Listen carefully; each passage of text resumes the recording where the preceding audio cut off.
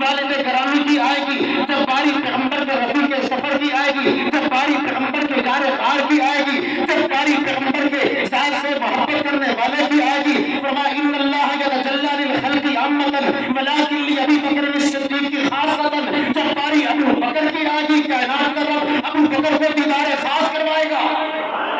جب نکاح نبوت عمر پہ اٹھی، زبان نبوت بول اٹھی، اشدہم فی امر اللہ عمر، اور جب نکاح نبوت عثمان پہ اٹھی، فرمایا اشرفہم حیاء عثمان اقصاہم علی۔ علی ساری کائنات میں سب سے خوبصورت، بہتر، اچھا، حسین و جمیل، فاصل و فاصلہ کرنے والا چیف جسٹس ہے۔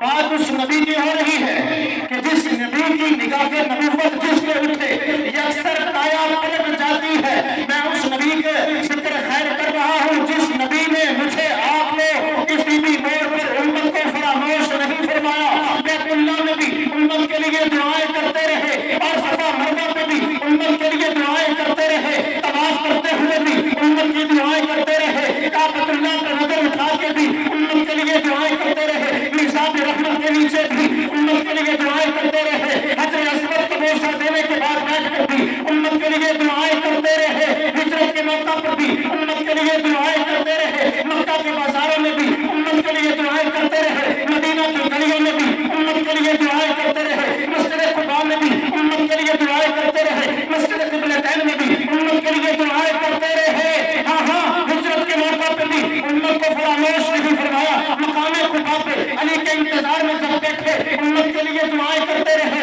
ام مابت کے خیمہ میں جب جلوہ افروز ہوئے امت کے لیے دعائیں کرتے رہے، سراقہ نے جب تعاقب کیا امت کے لیے دعا کر رہے تھے، غار میں امت کے لیے دعا کر رہے تھے۔ ہاں ہاں، اس سے بڑھ کر کہوں کہ بدر میں بھی امت کے لیے دعا فرما رہے تھے، احد میں بھی امت کے لیے دعا فرما رہے تھے، خیبر میں بھی امت کے لیے دعا فرما رہے تھے، خندق میں بھی جب زبان نبوت سے یہ جملے صادر ہو رہے تھے، واللہ لولا اللہ مهتدینا ولا تصدقنا ولا صلینا فانزل سکینة علینا وثبت الاقدام ان لاقینا ان الهدى قد بغوا علینا اذا ارادوا فترة ابینا۔ اس وقت بھی میری امت